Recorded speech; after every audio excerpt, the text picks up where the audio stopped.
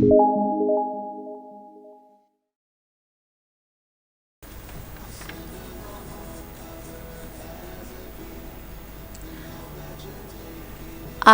हम पढ़ेंगे रीतिकाल की प्रमुख प्रवृत्तियाँ। प्रमुख प्रवृत्तियों को जानने से पहले हम रीतिकाल की भूमिका और रीति शब्द के बारे में जानेंगे। रीतिकाल का नामकरण आचार्य रामचंद्र शुक्ल ने संवत 1700 विक्रम से 1900 विक्रम अर्थात 1643 से 1843 ईस्वी तक के कालखंड को रीतिकाल की संज्ञा प्रदान की है। उनके अनुसार इस काल में रीति तत्व की प्रधानता को ध्यान में रखते हुए इसका नामकरण रीतिकाल किया गया है। इस काल के अधिकांश कवियों ने आचार्यत्व का निर्वाह करते हुए लक्षण ग्रंथों की परिपाटी पर रीति ग्रंथों की रचना की, जिनमें अलंकार, रस, नायिका भेद आदि काव्यांगों का विस्तृत विवेचन किया गया। अपनी काव्य प्रतिभा दिखाने के लिए इन कवियों के लिए लक्षण ग्रंथ लिखना अनिवार्य था। काव्यांग चर्चा में ये गौरव का अनुभव करते थे तथा इस युग में इस बात पर विवाद होते थे कि इस पंक्ति में कौन सा अलंकार, शब्द शक्ति, रस या ध्वनि है। काव्यांगों के लक्षण एवं स्वरचित उदाहरण प्रस्तुत करने वाले रीति ग्रंथों की प्रचुरता के कारण ही इस काल में रीति तत्व की प्रधानता परिलक्षित होती है और इसी कारण इस काल का नाम रीतिकाल रखा गया है। यद्यपि भक्तिकाल में कुछ कवियों ने रीति ग्रंथ लिखे हैं, जैसे सूरदास कृत साहित्य लहरी में तथा नंददास कृत रसमंजरी में रीति निरूपण किया गया है, लेकिन रीतिकाल में सैकड़ों कवियों ने लक्षण ग्रंथों की परिपाटी पर रीति ग्रंथ लिखे। मतीराम, चिंतामणि, भूषण, ग्वाल, पद्माकर, देव, भिखारीदास, प्रताप सिंह जैसे कवियों ने रीति ग्रंथ लिखकर युगीन प्रवृत्ति का परिचय दिया। रीतिकाल के लिए जो अन्य नाम दिए गए उनमें प्रमुख हैं अलंकृत काल, श्रृंगार काल, कला काल, उत्तर मध्य काल। मिश्र बंधुओं ने इस काल में अलंकरण की प्रवृत्ति को परिलक्षित कर इसे अलंकृत काल कहा। कुछ अन्य आलोचकों ने इस काल की कविता में कला पक्ष की प्रधानता को देखकर इसे कला काल का नाम दिया। आचार्य विश्वनाथ प्रसाद मिश्र ने इस काल में श्रृंगार रस की प्रधानता को ध्यान में रखते हुए इसका नाम श्रृंगार काल रखा। सभी नामों में रीतिकाल नाम अधिक उपयुक्त है, क्योंकि रीति ग्रंथों की प्रचुरता से रचना इस काल में हुई, अतः यह नामकरण प्रवृत्ति मूलक है तथा सबको स्वीकार भी है। तो मध्यकाल के पूर्व भाग को भक्तिकाल तथा उत्तर भाग को रीतिकाल कहा गया है। तो इस आधार पर यदि रीतिकाल को उत्तर मध्यकाल भी कहें तो कोई असंगत नहीं है। रीति शब्द क्या है? इस रीति शब्द का हिंदी साहित्य में क्या अर्थ है? तो संस्कृत में रीति शब्द का प्रयोग आचार्य वामन ने एक विशेष संप्रदाय रीति संप्रदाय का प्रवर्तन करते हुए किया। उनके अनुसार विशिष्ट पद रचना रीति अर्थात विशेष प्रकार की पद रचना रीति है। विशेषो गुणात्मा कहकर उन्होंने विशेषत्व को स्पष्ट किया, अर्थात वाक्य में विशिष्टता का समावेश गुणों से होता है। ओज, प्रसाद, माधुर्य, कांति आदि काव्य के गुण बताए गए हैं। इस प्रकार रीति का अर्थ शैली, पद्धति, ढंग, तरीका और मार्ग भी है, लेकिन हिंदी के साहित्य के इतिहास में रीति काल के संबंध में रीति शब्द का प्रयोग इस अर्थ में नहीं हुआ है। यहाँ रीति ग्रंथ का तात्पर्य काव्यांग निरूपण करने वाले लक्षण ग्रंथों से लिया गया है, जिन ग्रंथों में अलंकार, रस, ध्वनि, शब्द शक्ति, नायिका भेद आदि काव्य तत्वों का निरूपण लक्षण उदाहरण शैली में किया गया, उन्हें रीति ग्रंथ कहा गया और इन रीति ग्रंथों को ही लक्षण ग्रंथ भी कहा गया। तो रीतिकाल के लक्षण ग्रंथकारों ने अपने रीति ग्रंथों की रचना प्राय काव्य शिक्षा देने के उद्देश्य से तथा अपनी काव्य प्रतिभा एवं पांडित्य प्रदर्शन के उद्देश्य से की है। तो अधिकांश लक्षण ग्रंथ संस्कृत काव्यशास्त्र की परिपाटी पर लिखे गए।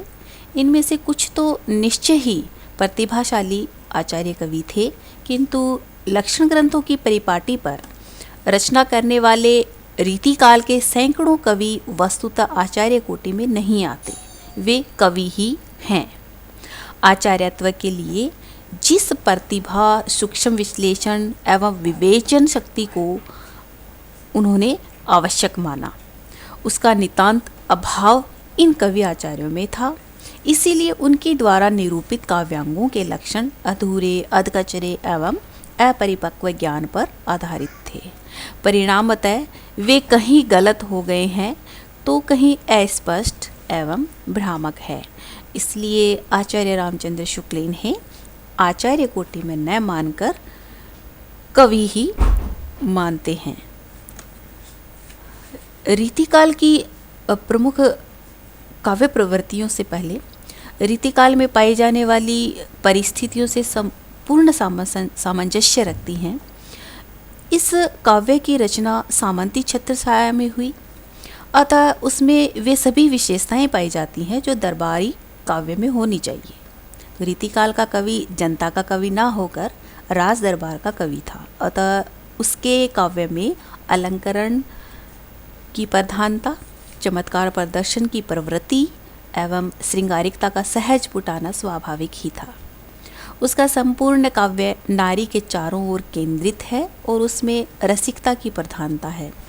सामान्य रूप से रीतिकाल काव्य की प्रमुख प्रवृत्तियाँ इस प्रकार हम देख सकते हैं। तो पहला है रीति निरूपण। रीतिकालीन कवियों की प्रधान प्रवृत्ति है रीति निरूपण, अर्थात लक्षण ग्रंथों की रचना करना। तो इस प्रवृत्ति को प्रधान मानकर ही आचार्य शुक्ल ने इस काल का नाम रीतिकाल रखा। तो संस्कृत काव्यशास्त्र को हिंदी में रूपांतरित करने का काम रीतिकालीन आचार्यों द्वारा किया गया है। तो विभिन्न काव्यांगों के लक्षण एवं उदाहरण देते हुए अनेक कवियों ने लक्षण ग्रंथों की रचना की। सामान्य पाठकों को काव्यशास्त्र की जानकारी कराना तथा काव्यशास्त्र की मर्मज्ञता का प्रदर्शन करना ही इन ग्रंथों के रचयिताओं का उद्देश्य रहा है।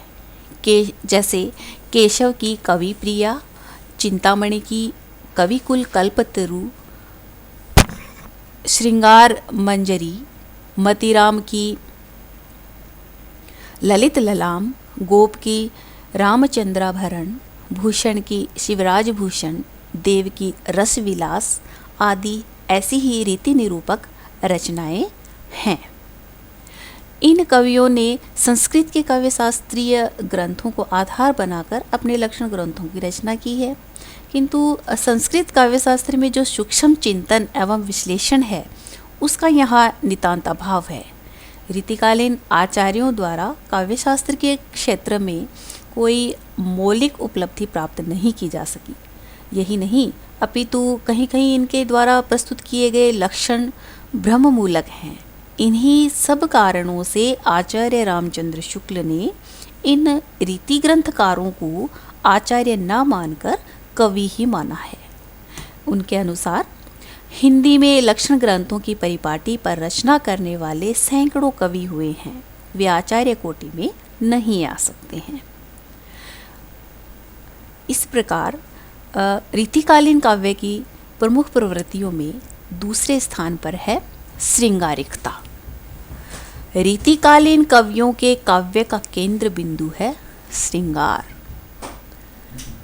इस काव्य में नक्षिक के द्वारा नायिका के रूप सौंदर्य की झांकी प्रस्तुत की गई है तथा राधा कृष्ण की प्रेम लीलाओं का विविध प्रकार से चित्रण किया गया है। जिसमें भक्ति भावना का लेश मात्र भी नहीं है। नायिका भेद के अंतर्गत भी श्रृंगार ही प्रमुख प्रतिपाद्य रहा है। रीतिकालीन दरबारी परिवेश एवं कामुक मनोवृत्ति के कारण श्रृंगार एवं उससे संबंधित विषय ही इन कवियों को विशेष प्रिय रहे हैं। तो इनकी श्रृंगारिकता में रूपलिप्सा, भोगेच्छा, विलासिता एवं शरीर सुख की कामना ही दिखाई पड़ती है। रीतिकालीन लक्षण ग्रंथों ने श्रृंगार रस वर्णन में ही अपनी रुचि अधिक दिखाई है। काव्यशास्त्र की परंपरा में बंधे हुए लक्षण ग्रंथों में श्रृंगार के विभिन्न भेद उपभेद, हाव भाव, नायिका भेद आदि का विशद निरूपण किया गया है। इसलिए डॉक्टर नगेंद्र ने रीतिकालीन काव्य में श्रृंगार की प्रधानता को लक्ष्य कर अपनी टिप्पणी देते हुए कहा, सांचा चाहे जैसा भी रहा हो, इसमें ढली श्रृंगारिकता ही है। तो इस प्रकार श्रृंगार रस के दोनों पक्षों, पहला संयोग और दूसरा वियोग, संयोग और वियोग का चित्रण रीतिकालीन काव्य में किया गया है। संयोग चित्रण में कहीं कहीं अश्लीलता का समावेश भी हो गया है, विशेष रूप से उन स्थानों पर जहाँ सूरत वर्णन या विपरीत रति का वर्णन किया गया है। तो वियोग वर्णन के अंतर्गत रीतिमुक्त स्वच्छंद कवियों ने हृदय की आकुलता एवं विकलता का मार्मिक एवं अनुभूतिपरक चित्रण किया है, जबकि बिहारी ने विरहताप एवं विरहजन्य कृशता का ऊहात्मक वर्णन किया है, जो कहीं कहीं मजाक की हद तक भी पहुंच गया है। प्रेम के उदात्त पक्ष का चित्रण रीतिकाल के बहुत कम कवि कर सके हैं। रीतिकालीन कवियों की श्रृंगारिकता के संबंध में डॉक्टर भागीरथ मिश्र का यह कथन समीचीन प्रतीत होता है कि श्रृंगारिकता के प्रति उनका दृष्टिकोण मुख्यतः भोगपरक था। तो इसलिए प्रेम के उच्चतर सोपानों की ओर वे नहीं जा सके। प्रेम का अनन्यता भाव, एकनिष्ठता, त्याग, तपश्चर्या आदि उदात्त पक्ष भी उनकी दृष्टि में बहुत आए हैं। वियोग वर्णन में इन कवियों ने शास्त्रीय काम दशाओं का निरूपण किया है, जैसे स्मृति, गुणकथन, प्रलाप आदि के द्वारा अपनी मनोदशा का चित्रण तत्कालीन नायिकाएं करती दिखाई गई। रीतिकालीन श्रृंगार में रूपलिप्सा, प्रेमजन्य विलासिता, शारीरिक सुख की कामना, भोगेच्छा एवं नारी के प्रति सामंती दृष्टिकोण जैसी विशेषताएं परिलक्षित होती हैं। इस प्रकार रीतिकालीन काव्य की प्रमुख प्रवृत्तियों में तीसरे स्थान पर है अलंकारिकता।